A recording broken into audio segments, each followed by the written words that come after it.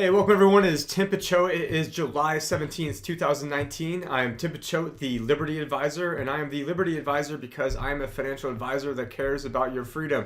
And actually, we'll be heading to Freedom Fest tomorrow for a few days and then right into Anarcho Vegas. So hope to see a lot of you over at Anarcho Vegas. Make sure to stop by, say hello to myself. I know John Snyson and obviously Josh Segerson will be there.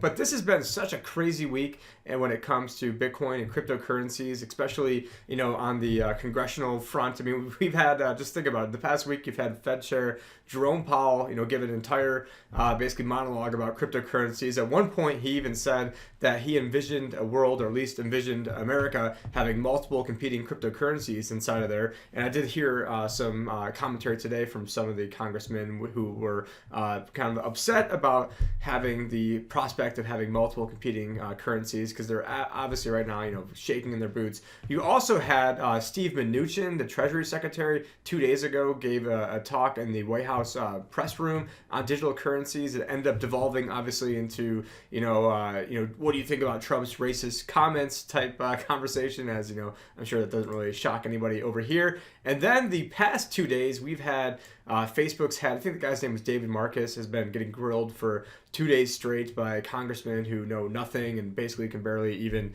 open up an email. So it's very frustrating seeing these people that know absolutely nothing. But there has been some valuable stuff that has come out of there, and most notably, I would say today when I was listening to some of the commentary, and remind you guys, the last show that I did was over a month ago. It was actually the day before Libra's white paper was announced, so I didn't know what the white paper was going to have inside of it. And the video I made was called is Libra the special drawing right, or the SDR? And I think it was called Is Libra the SDR, something like that. Anyways, the special drawing right is basically it's a unit of account the IMF uses to allocate money amongst its members. The Bank of International Settlement has also been using this since 2003, but this is not going to be a show on that. But what we're going to get into is right now the special drawing right is composed, and I'm trying to bring this over here, is the US dollar is 41.73% of it. The euro is 30.93. The renminbi, Chinese yuan is 10.92. Japanese yen is 8.33, and British pound is 8.09% of the basket. And so my initial premonition was, that's probably what's going to be the case for the Libra currency. I had no idea. I'm not God, so I didn't have any, foresight into what's going on. But, I am, someone that reads these people and, trying to think, a step ahead. And so let's go back to what I said when I was walking my dogs when it was like 110 degrees out, because I am reporting from Phoenix, Arizona. So let's go back to the clip from a little over a month ago. Actually, scratch that. Before we do that, we're going to get into today's testimony where David Marcus of Facebook actually talks about the real composition. Then we'll get into what I speculated what it would be over a month ago. The current contemplated reserve is to be approximately 50% dollars and a number of other currencies, euro, pound, yen, notably. Euro, pound, yen, and I've indicated to you earlier that we are in competition with the euro. The pound, we would be in a competition with it as well. The yen, that's the Japanese currency, we would compete there. So you have these other currencies and you have the dollar, but the question becomes how is this going to be balanced such that it doesn't impact the marketplace itself for currency? Special drawing right is made up of, I want to say it's like 50, 60, 70% US dollars, then those, some yen, Chinese yuan, and I think maybe one or two other smaller currencies. So I'm wondering if that is how the Facebook Libra coin is going to be devised as well, where you see maybe you give one coin, but that one coin is made up of a certain percentage of other fiat currencies, which will then make it a somewhat attractive proposition if you are living in one of these third world countries, and now all of a sudden you can put your money into some dog shit currency that that your own government runs, or you can put it into, I guess, one of the more accepted, formalized fiat dog shit currencies, like something like the dollar. And so it will be interesting to see how this plays out, if it's going to be convertible to US dollar or to Bitcoin or not, because this could be a game changer for the crypto markets. Now, no one likes anybody that brags, but come on. I mean, that was pretty good in terms of what my initial premonitions were and what it actually, we just found out today what the composition would be. Now, one thing that never crosses any of these guys, whether they call themselves Freedom, tomorrow we're going down to Freedom Fest, or actually it starts today, but a lot of these guys are finos, what I call freedom in name only. And from that last clip when Senator Brown talks about, and how is this going to, affect, competing marketplace of currencies, well, how would we just let freedom reign in? I mean, and then a lot of these congressmen have problems with Facebook. I have problems with Facebook. Probably everyone here watching this has problems with Facebook, or else you wouldn't be subscribed to World Alternative Media in the first place. But when it comes to, if people should trust Facebook or not, what is the government's business whether or not people should be trusting Facebook or not? I mean, it should be, how about you create a framework where we're able to legalize freedom? And if people don't trust Facebook, well, then guess what? Then don't use Facebook's coin. We don't need to waste, hours and hours and hours of all the congressmen's time to, basically grandstand up there, because none of these congressmen have any idea what they're talking about anyways, especially as it relates to cryptocurrencies. I mean, they have no idea what they're talking about, most of the time, let alone on a subject like this. Now, the real reason they're worried is because this is going to upset basically the new world order, the economic world order of the United States, basically having supremacy.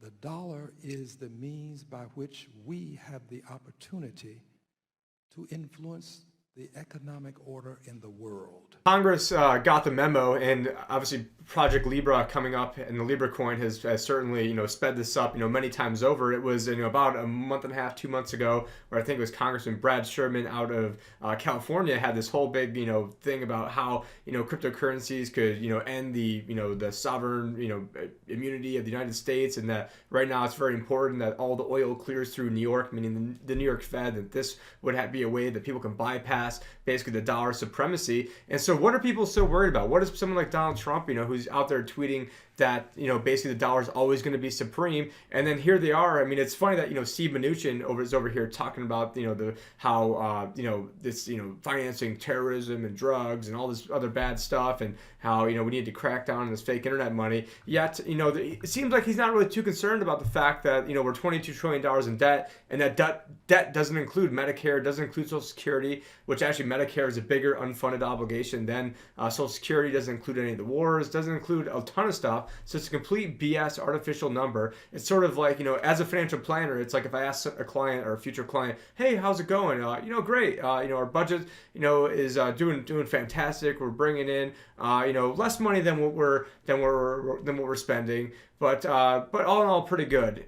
But there's an asterisk. That asterisk is, it's good if you don't count our mortgage. It's good if you don't count student loans. It's good if you don't count, basically any of our spending that we really do in our real life. Doesn't care if you doesn't matter if you don't count healthcare. Maybe it doesn't care if you count the cost of your kids' schooling. And so same thing with the government. I mean, this $22 trillion debt number is complete BS. It's made up out of thin air, just like the same claim that Trump is saying that cryptocurrencies are made up out of thin air. I mean, the Federal Reserve, the value of that is all made up out of thin air. But right now, I think the powers that be are starting to freak out on this, and it's way too late to nip it in the bud. I mean, that was 9-10 years ago, before Bitcoin was created. But at this point, it's out there. There's no way of stopping it, and I think that's why they're freaking out. I think that's why they're making this full-blown blitz right now, because when people start realizing, how easy it is to send cryptocurrencies, I mean, they're not going to want to start using the dollar anymore, because it's so much more convenient.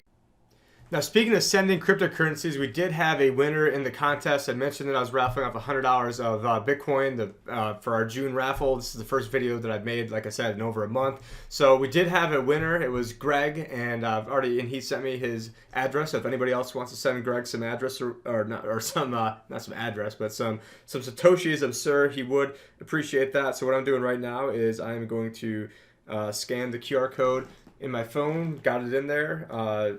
And not 100 BTC, okay, $100, and then we are going to click send right now, calculating fees, and since we are using Bitcoin, maybe it will get to him in like an hour or something, so got to put in the wallet password.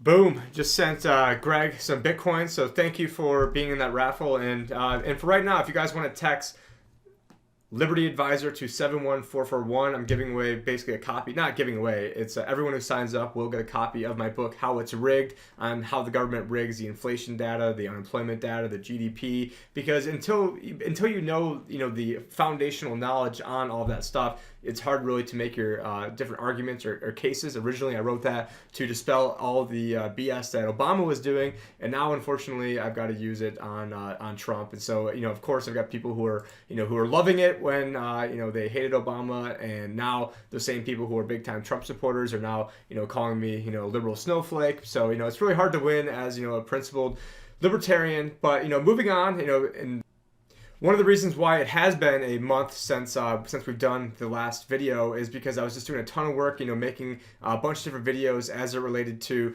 Bitcoin early adopters. So I have different trust strategies for people that got in early, and we're still tweaking on the websites, but I have a ton of lead magnets where I've got a half-an-hour video of going through how different types of charitable trust works, because people can sell their Bitcoin into these trusts, get big tax breaks, bypass capital gains, and it's really the tools that the elite use. And then on the other side of things, I have different IRA strategies where people can invest their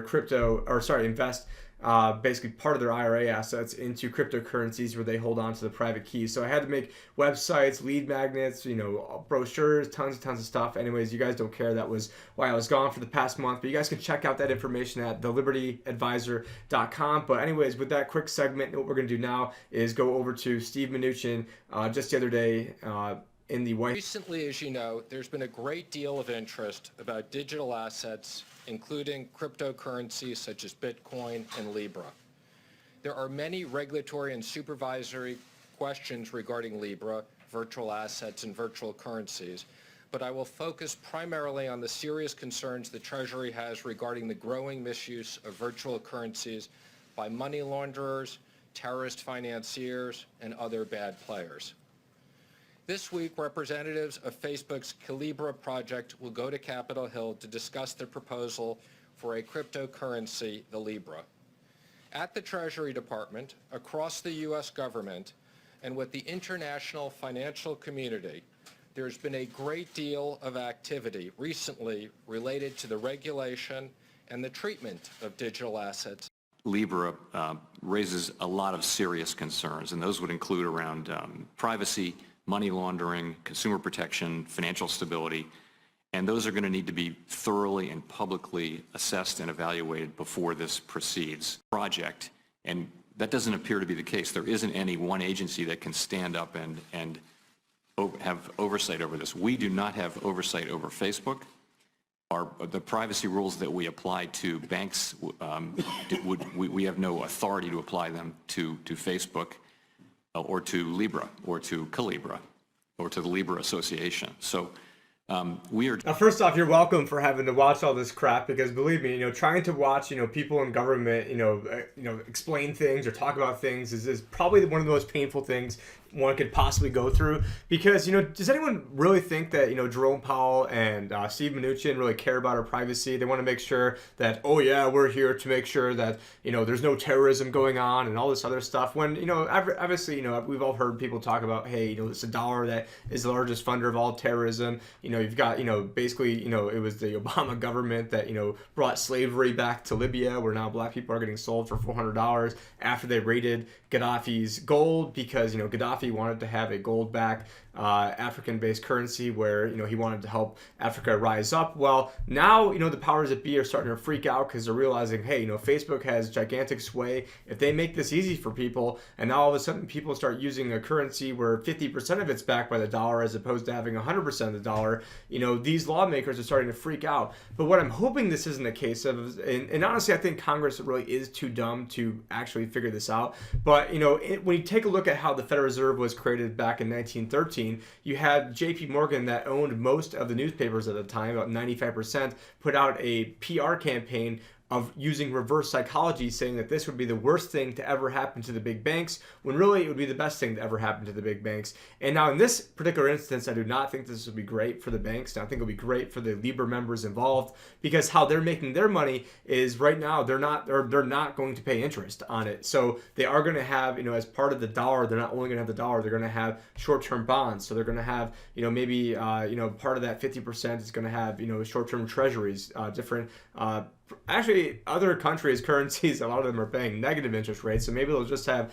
dollar-denominated bonds and short-term company denominated bonds, probably not companies, but I'm guessing they're probably just going to stick to countries at this point, and they're going to get interest off that. So if they're getting 2% off interest off someday they're holding on to hundreds of billions or trillions of dollars, that's a lot of money to be made by them, especially when they already have the servers, and processing these confirmations back and forth for the nodes is probably going to cost them next to nothing. It's like sending a text message. So I mean, basically the money transfer mechanism is going to be free in this case. But what's also funny in this, and right now I'm going off, no notes, is everyone's worried about privacy, and they're worried about making sure that that people aren't going to get ripped off. They're making sure that we want to make sure that there's not going to be a bank run. And actually, in one of the clips, they actually did talk about bank run. I don't think we're going to cue that up for you because a lot of this is just such crap. And a lot of the congressmen, the real gripe with Facebook is that Facebook supposedly hacked the election and gave the election to Donald Trump. And that is basically 99% of what all the questioning revolved around, and was why people were mad at Facebook. It had nothing to do with actual real substantive issues. It had to do with petty arguments over why Donald Trump is in office, which love him or hate him, it's not the Russians and it's not Facebook that put Donald Trump into office. Facebook is dangerous. Now, Facebook might not intend to be dangerous, but surely they don't respect the power of the technologies they are playing with, like a toddler who has gotten his hands on a book of matches. Facebook has burned down the house over and over and called every arson a learning experience. Facebook has two competing missions: make the world more open and connected, and make a lot of money. And as Facebook attempts to serve both these missions, they wreak havoc on the rest of us. Look at its version of disrupting the newspaper industry. Facebook has made it easier to share what you're reading with friends. At the same time, Facebook has redirected most of the media industry's profits away from actual journalists and into its own coffers. They have done it without the benefit of recreating the local news desk, without conducting the hard-nosed journalism that keeps politicians and businesses honest, and without meeting even the most basic journalistic standards. Okay, can we just unpack that a little bit? So we're talking about, basically funneling money away from real journalists into basically their own coffers. Yeah, I'm sure they're doing that, but what used to be done is, guys like me, where I was reaching over 1 million people a week in the lead up to the election, all of a sudden we're cut off and go from having 1,200 subscribers a day on my Facebook page to 0 overnight, all because, the powers that be, don't want the messages that we're trying to put out here. What they want to do is stifle guys like Josh and John and basically all of our friends to make sure that the only news that you guys hear is the news that is approved to hear. They want the Mockingbird media. If you guys aren't familiar with Operation Mockingbird, go search engine that, pre-search it. Operation Mockingbird was a government program where the government, basically CIA infiltrated every single major news organization in the country. Today there's only like 5 or 6 of them, and then they were making sure that the CIA's version of events got out, and so that way only the approved message got out, and so that way the common American slaves like ourselves only got the information that our masters wanted us to hear to begin with. This kind of creative disruption that doesn't actually create anything is just disruption. Or look at the impact Facebook's profit motive has had on the way it connects people. Facebook and other tech companies will tell you the internet just holds up a mirror to society and reflects what... Now, some of that stuff I do agree with, but these congressmen and senators aren't really interested in finding the truth. They don't really care about our individual freedoms. They want power, they want control. And then it's funny because, as I'm going to go back over to Steve Mnuchin, the very first question basically had to do with, do you think Donald Trump's question or comments recently were racist? So here we are talking about cryptocurrencies, and then all of a sudden we got to segue immediately into is Donald Trump a racist? Well, let me tell you what is racism. Slavery is pretty racist, and now the mechanism of the dollar, if I lent out the very first dollar as the Federal Reserve on December 23rd, 1913, that dollar had roughly 4% interest on it. If you only lend out $1 and at the end of year one you owe $1.04, well, how do you pay back that $1.04? You've got to borrow another $1 and another $1 and another $1. And so basically you create a situation where you're underneath high-tech slavery right from day one. And then you layer on fractional reserve banking on top of that, and it's an absolute mess. So, you want to talk about racism, you want to talk about slavery, how about you look at yourselves in the eye, and how about you look at the fact that the dollar basically is modern-day slavery, and nobody wants to address that elephant in the room. But the strange thing is that Libra could actually be the best thing that ever happens to the dollar in the short run. In the long run, it's not going to matter, because in the short run, if you have people in third world countries who are now, using the Libra as opposed to their own, BS currency, now it's going to create more of a demand because it is a one-to-one backing of the reserve, meaning that for every dollar for every 1 Libra, they then have that other corresponding asset to then back it up, in theory, kind of like in theory how Tether is supposed to do that as well. Because right now you go to a bank and, I forgot if it's 9 to 1 or 10 to 1 that your money is lent out. So you give the bank $10, they're only keeping $1 of it, and they're lending out the other 10, for 20% for guys like me trying to start a business. Whereas, if you're the Federal Reserve, you get to borrow money at 2.5%, and then not the Federal Reserve, but one of the Federal Reserve member banks, and you get to profit all that money. So here's basically the first line of questioning that we have from Steve Mnuchin. Are you hopeful that the president can talk about the economy at the NAACP convention, which he was invited to come and speak to?